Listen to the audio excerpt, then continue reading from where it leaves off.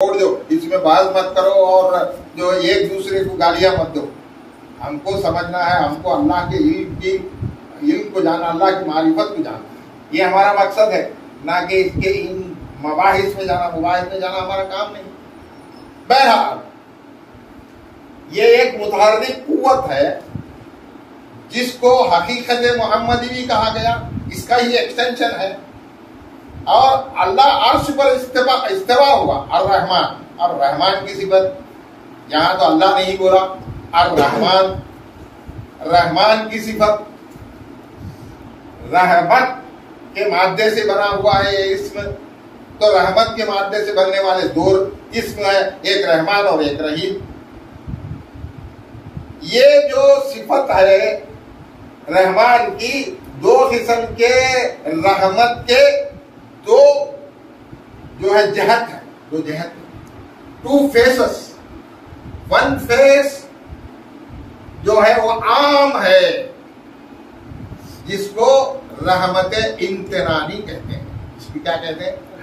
رحمت امتنانی. اس رحمت امتنانی کو اللہ تعالیٰ کرنے کے لیے اپنے آپ واجب کر دیا. حدیث میں آیا ہے، حدیث میں آیا کہ میں رحم کرنا اپنے لیے واجب کر دیا. تو اس صفت کی وجہ سے پوری کائنات کو وجود میں رکھا، اگر نہیں تو وجود میں نہیں رکھے گا. اور دوسری صفت یہ ہے کہ رحمت وجوبی، یعنی کہ یہ رحمت کہ اللہ نے کہا کہ تو یہ اچھا عمل کر تو تجھے یہ اجر ملے گا، یہ اجر ملے گا، کہ اس کے بدلے میں قیامت میں تجھے یہ مقام ملے گا، یہ فائدہ ہوگا. یہ کیا ہے؟ اس کو وجوبی، رحمت وجوبی کہتے ہیں. یہ رحمت وجوبی بھی ایک قسم کی رحمت امتنانی ہے، اس لیے کہ اللہ کو کیا کوئی آرڈر کر رہا ہے نعوذ باللہ کہ تو یہ کریا ہے تو یہ دے، وہ بھی اپنے آپ واجب کر لیا کہ تو یہ کریا تو میں یہ دوں گا، یہ عبادت کیا تو جنت میں تجھے یہ پھل ملے گا. تو یہ بھی کون کہتا؟ وہی کہتا ہے.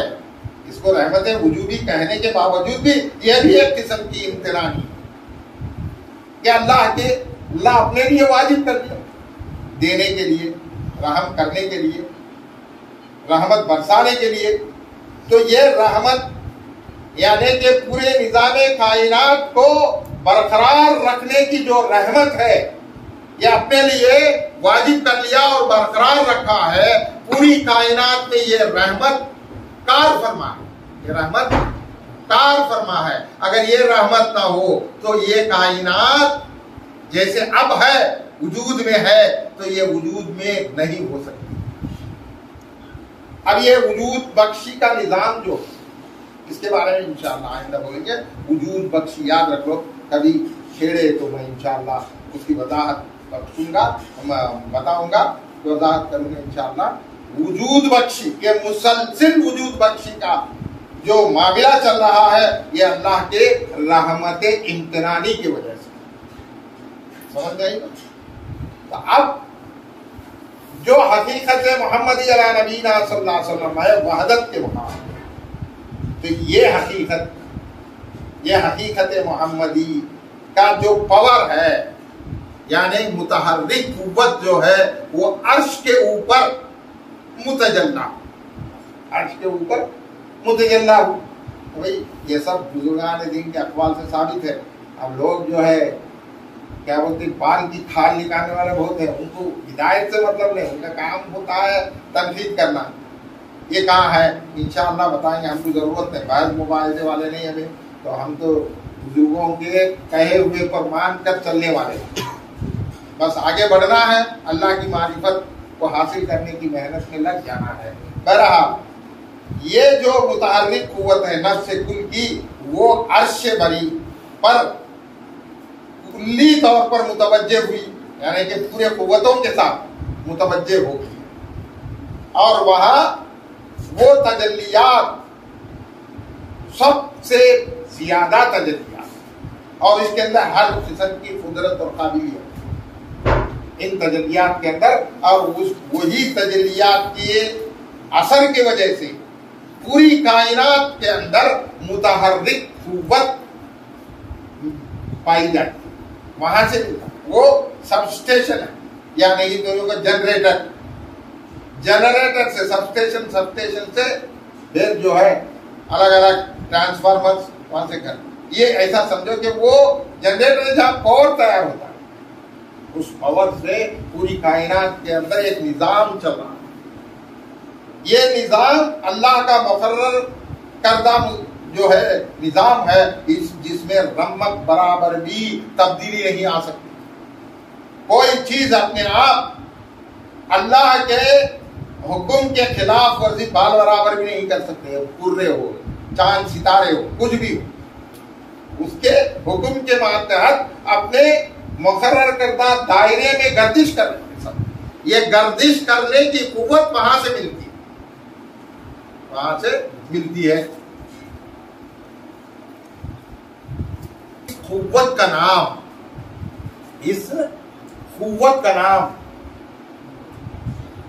जो है मेरे मुताले में जहां तक है कि सबसे पहले इस लफ्ज को इस्तेमाल करने वाले हज़रत शाह वलीउल्लाह मुहद्दिस देहलवी अपने एक रिसाले में इसका नाम लिया है हजीरतुल कुद्स। क्या है? हजीरतुल कुद्स। उसके बाद दूसरे ये होंगे या आगे भी होंगे, मेरे नजर से तो नहीं गुजरा, लेकिन हजरत के रिसाले में ये लफ्ज को देखा हजीरतुल कुद्स। यही नफ्स कुल, यही पूरी कायनात की मुतहर्रिक कुव्वत है। अब इसके बारे में बाद में इंशाअल्लाह वजाहत करते आऊंगा कि जैसा आप लोगों की ख्वाहिश है, जब सुनते हैं तो मैं बोलता रहूंगा, सुनेंगे नहीं तो कहां से बोलूं? सुनकर समझते, कम से कम एक बात भी समझ लिए एक एक मजलिस में, समझ में नहीं आए तो बोलो, वही मुजाहिर क्या जी शरीफ, समझ आता है ना, समझ में नहीं आया तो बोलो, मैं एक छोटे बच्चों को पढ़ाने वाले एक मुदर्रिस की हैसियत से समझाने की कोशिश करूंगा। अब अल्लाह आपके जहन में उतरे या ना उतरे, मैं तो समझाऊंगा, मैं बेजार नहीं हूँगा। क्या आप बोले ये तालीमात जो है होते ही है, इंशाअल्लाह इनको समझने की कोशिश करो। अब फिर जरा वापस आएंगे अपने सबक की तरफ, वहदत का मुकाम, ये मुकाम हकीकत मोहम्मदी अला नबीना सल्लल्लाहु अलैहि वसल्लम का मुकाम। यहाँ भी अल्लाह को समझने के लिए, अल्लाह के मारिफत को जानने के लिए मखलूक काबिल नहीं, समझ नहीं सकती है, तो अल्लाह ताला और थोड़ा नुज़ूल फरमाया, और थोड़ा नुज़ूल फरमाया। उस मुकाम का नाम है वाहिदियत। उस नुज़ूल का नाम क्या है? Second step. First नुज़ूल वहदत, second नुज़ूल वाहिदियत। इन दोनों से आगे यानी वहदत से आगे वो जात का मुकाम है जिसको अहदियत कहते हैं, जिसको अहदियत कहते हैं। तो अल्लाह तबारक व तआला अहदियत में जात जो है वह मा सिफात के पूरे सिफातों के साथ मौजूद है। अब यहाँ एक फलसफी मसला भी है, वजूद और जात क्या अलग अलग है? ये बहुत बड़ा मसला है मौलाना। तसव्वुफ के अंदर और फिलासफर्स के नजदीक जो है बहुत बड़ा मसला है कि वजूद पहले या जात पहले, यानी essence and existence, weather essence is first और एग्जिस्टेंस इज फर्स्ट। तो ये ऐसे लाजिम और मलजूम है, जात के सिवा वजूद नहीं, वजूद के सिवा जात नहीं, तो इनको अलग नहीं किया जा सकता। कोई इसको मुतकद्दिम या मुआक्किर नहीं कह सकता, किसी को भी तफसील करके नहीं कर सकता। तो ये दोनों जुड़े हुए, जात और वजूद दोनों भी जुड़े हुए। ये वजूद जो सिफत है, इसकी वजाहत पूरे फलसफे के अंदर और पूरे तसव्वुफ के अंदर मुख्तलिफ नजरियात को पैदा करती है। मेन जो है दो नजरिए हैं, क्या है? यही लफ्ज के झगड़े, हालांकि कुछ भी नहीं, वो है वहदतुल वजूद और वहदतुल शुहूद। वहदतुल वजूद और वहदतुल शुहूद दो नजरिए में, उससे भी अलग और भी नजरिए हैं। पहले सूफिया के दौर में बहुत नजरिए हमारे जो है हमको पता चलता है किताबों से कि बहुत नजरिए हैं। तो बहुत फलसफियों के और तसव्वुफ के अंदर भी जो शरीयत के खिलाफ भी जो फिरके निकले, जैसा हुलूलिया फिरका है, बातिनिया फिरका है, ये सब जो है गुमराह फिरके निकल गए। صوفیہ کے اندر. تو یہ سب گمراہ ہے اور ہم کو ضرورت ہے اس میں بحث کی ضرورت ہے. ہمارا مقصد صرف تعلیمات ہے اللہ کی معرفت کو حاصل کرنے کے لیے ہمیں کوشاں بس. تو وحدت جو سیکنڈ نزول یعنی کہ فرسٹ نزول یعنی کہ پہلا نزول ہے, اس کے بعد سیکنڈ نزول واحدیت میں, جو اللہ کے اندر اللہ کی ذات کے اندر مخلوق کو بنانے کی طاقت ہے, قدرت ہے. کیا ہے؟ طاقت ہے, قدرت ہے. تو یہ مخلوق بننے سے پہلے اظہار ہونے سے پہلے, وجود میں آنے سے پہلے یہ سب اللہ کے علم میں ہے. کیا ہے؟ اللہ کے علم میں ہے. اس اللہ کے علم میں ہوتے پن کے اس مقام کو علمیت ہے. کیا ہے؟ علمیت کا مقام. اب یہ علمیت کا مقام جو ہے وہ پہلے سٹیپ میں نزول فرما کے یہ سمجھا رہا ہے اللہ تعالیٰ جو کچھ بھی ذہن میں قابلیت ہے, یہ سب کیا ہے؟ یہ سب جو ہے اللہ کے اندر مخلوق کو بنانے کے جتنے بھی قابلیت ہے یہ سب علم خداوندی. اس کو کہتے ہیں علمیت کا مقام. اس کو علمیت کا مقام یہ معلومیت میں ہے. معلومیت یہ الہی میں ہے. یہ کیا ہے؟ معلومیت الہی میں ہے. تو اس کو اظہار کر رہا ہے, پہلے اظہار کر رہا ہے. تو پہلے وحدت میں, اس کے بعد واحدیت میں. ایک بات اور سے سمجھو, یہ سب جو بھی نزول ہے یہ علم خداوندی میں ہو رہے ہیں. کہاں؟ علم خداوندی میں ہو رہے ہیں, ظاہری نہیں. یہ سب مراتب جو بھی بن رہے ہیں یہ خبرس کن ہے. کیا ہے؟ خبرس کن ہے. خبرس کن غیر مخلوق ہے. کیا ہے؟ خبرس کن غیر مخلوق ہے. بعدس کن مخلوق ہے. بات سمجھ میں؟ یہ خبرس کن ہے اور بعدس کن ہے.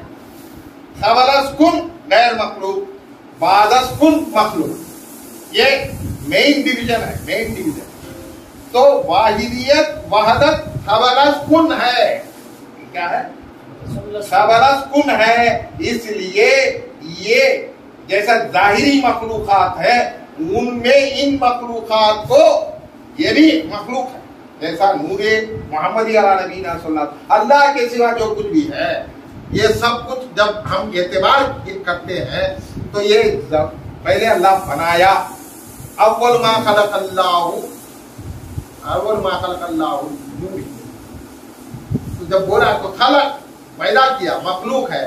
تو یہ مخلوق الگ ہے, وہ مخلوق یہ مخلوق علم خداوندی میں ظہور پذیر ہے. کہاں ہے؟ علم خداوندی میں ہے, ظاہری نہیں. یہ ذہن میں رکھو, علم خداوندی میں ہے ایسا. اب وحدت واحدیت دو مقامات ہیں اور احدیت میں الوہیت ہے. احدیت میں چار اعتبارات بولا, چار منازل یعنی کہ چار اعتبارات. تو اس میں الوہیت ایک ہے.